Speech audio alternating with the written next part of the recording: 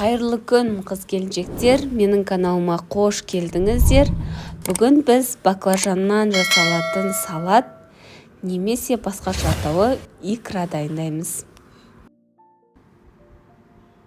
Өте дәмді әрі пайдалы болып шығатын салат түрін сіз де жасап көріңіздер. Салатымызды бастаймыз. Бізге барлық керек көкөністерді жуып, тазалап, осылай 4-5 қылып, барлығын турап шығамыз. Керекті көкөністің барлығын описание бөліміне жазып кетемін. Мен аз мөлшерде жасадым, себебі жаз мезгілі болғандықтан балғын түрде жеу үшін.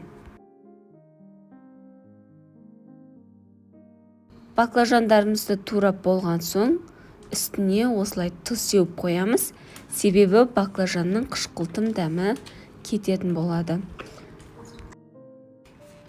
Жақсылап араластырып, біздің басқа заттарымызды турап болам дегенше, біздің баклажанымыз да дайын болады. Енді болгар борщын осылай 4-5 қылып турап шығамыз.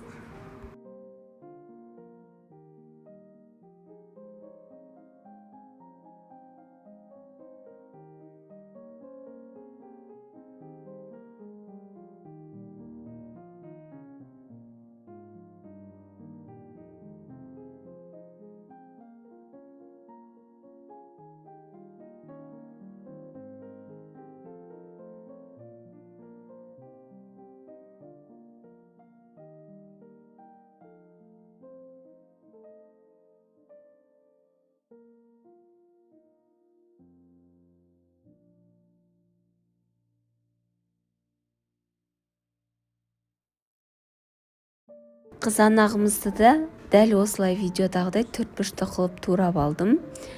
Мен бір сәбіз қостым. Сіздер сәбіз қоссаңыздар да, қоспасаңыздар да болады.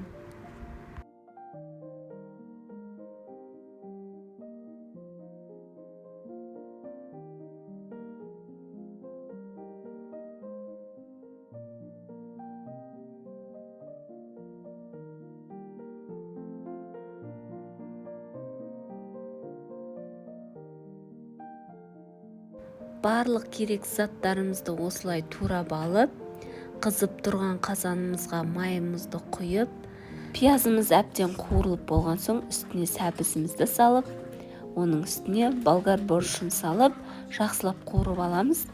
Және де жақсы қуырылып болған соң баклажанымызды саламыз.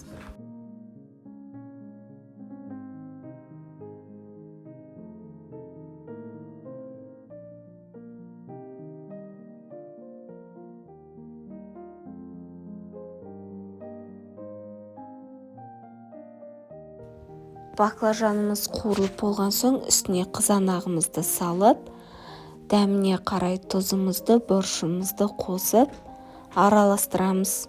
Және де бетін жауып 1-2 минутқа қойып қоямыз. Өзінің суы шығып, өте сулы, сондай әдемі болып шығады. Мінекей қайнап шықты, астын пәс отта осылай жай қайнатып алып пісіреміз. Осылай қайнап пісіп шыққан соң, пісуге 5-10 минут қалғанда сарымсағымызды, осылай укроп, петрушкамызды және лавр жапырақтарымызды салып, 5-10 минутқа бетін жауып бұқтырып қоямыз. Өте дәмді болып шығады. Мінекей осылай сулы, өте дәмді, ерекше витаминге бай осылай салат түрін дайындаймыз. Сіздер де жасап көріңіздер. Менің видеом ұнап жатса, лүпіл басып, өз пікіріңізді білдіріңіз.